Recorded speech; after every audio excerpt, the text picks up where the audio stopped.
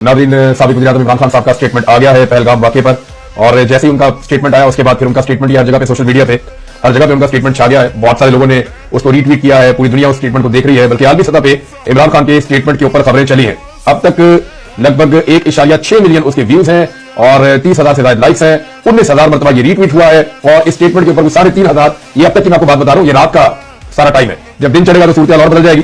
तो 3,500 इसमें जो है वो लोगों ने कमेंट किए हैं और ज्यादातर कमेंट जो है वो पॉजिटिव है। तो ना सिर्फ इमरान खान साहब का स्टेटमेंट जो पहलगाम वाक़े के बाद इंडिया को जवाब देने के लिए आया, ना सिर्फ पूरे मुल्क में बल्कि आलमी उफक के ऊपर भी छा गया है, बैनुल-अक़वामी हेडलाइन बना है। यानी नवाज शरीफ साहब से तो इस तरह का काम हो ही नहीं पाता, वो कर ही नहीं पाते। मेरे ख्याल में नवाज शरीफ साहब से जो है ना वो शेर का इंतखाबी निशान लेकर ना उन्हें दिल्ली का इंतखाबी निशान दे देना चाहिए। वजह यह है कि अगर वो पाकिस्तान के लिए नहीं बोल सकते या पाकिस्तान का जो अजली दुश्मन है वो पाकिस्तान को इस वक्त ललकार रहा है, वो पाकिस्तान को इस वक्त ललकारे मार रहा है, वो इस वक्त पाकिस्तान को धमका रहा है, अगर उस वक्त भी नवाज शरीफ ने नहीं बोलना तो पता नहीं कब बोलना है। अभी आप पाकिस्तान तरीके इंसाफ के खिलाफ कह दें तो 1 मिनट के लिए प्रेस कॉन्फ्रेंस करने के लिए इनके मुंह से झाग निकलना शुरू हो जाएगी, ये सारे के सारे आ जाएंगे। मैं इंफॉर्मेशन मिनिस्टर ने स्टेटमेंट दिया, वो पढ़ रहा था, सुन रहा था स्टेटमेंट, तो उसमें वो अड़क अड़क के रुक के बोल रहे थे। जब लेकिन पीटीआई के खिलाफ बोलते हैं तो बड़े फ्लो के अंदर बोलते हैं। हैरत होती है मुझे वैसे लोगों पे। इमरान खान साहब ने क्या कहा पहले वो आप सुन लें ताकि आपको आइडिया हो जाए कि आज भी इमरान खान का मौक़िफ़ क्या है इंडिया को, नरेंद्र मोदी को और उनकी आइडियोलॉजी को लेकर। सबसे पहले तो उन्होंने इमरान खान साहब ने दहशतगर्दी की मजम्मत की है कि पहलगाम वाक़े में इंसानी जानों का ज़िया इंतहाई परेशानकुन और अलमनाक है। मैं मुतासरीन और उनके अहले खाना से अपनी गहरी ताज़ियत का इजहार करता हूं। फिर उन्होंने कहा कि जब फॉल्स फ्लैग पुलवामा ऑपरेशन का वाकया हुआ तो हमने भारत को हर तरह के ताउन की पेशकश की थी, लेकिन भारत कोई ठोस सबूत पेश करने में नाकाम रहा। जैसा कि मैंने 2019 में पेशन गोई की थी, पहलगाम के वाकये के बाद दोबारा वही हो रहा है। यानी इमरान खान साहब ने पहले ही कहा था कि ये फिर यही करेंगे, ये फॉल्स फ्लैग ऑपरेशन करेंगे या कोई भी करेंगे, पाकिस्तान पर इल्जाम डालेंगे। तो उन्होंने कहा दोबारा से वही हो रहा है। मोदी सरकार खुद शनासाई और तहकीकात की बजाय इल्जाम एक बार फिर पाकिस्तान पर डाल रही है।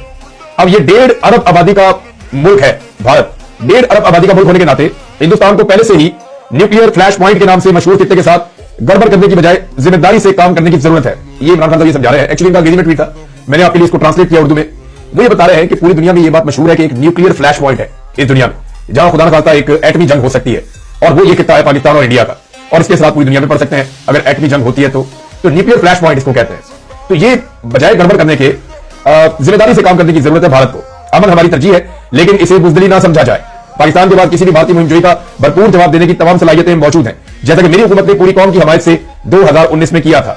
मैंने हमेशा कश्मीरियों के हक खुद इरादियत की अहमियत पर जोर दिया है, जिसकी जमानत अक़वाम मुत्तहिदा की करारदादों में दी गई है। मैं इस हकीकत को भी उजागर करता रहा हूं कि आरएसएस के नजरिए की क़यादत में हिंदुस्तान न सिर्फ खित्ते के लिए बल्कि इससे भी आगे एक संगीन खतरा है। आर्टिकल 370 की गैर कानूनी मनसूखी के बाद कश्मीर में भारतीय जबर में शिद्दत ने कश्मीरी अवाम की आजादी की ख्वाहिश को मजीद हवा दी है। अफसोस की बात है कि जाली फॉर्म 47 के नताइज के जरिए मुसल्लत की गई एक नाजायज हुकूमत ने कौम को तकसीम कर दिया है। और फिर भी सितम ज़रीफ़ी यह है कि नरेंद्र मोदी की जारहियत ने पाकिस्तानी अवाम को भारतीय दुश्मनी के खिलाफ एक आवाज में मुत्तहिद कर दिया है।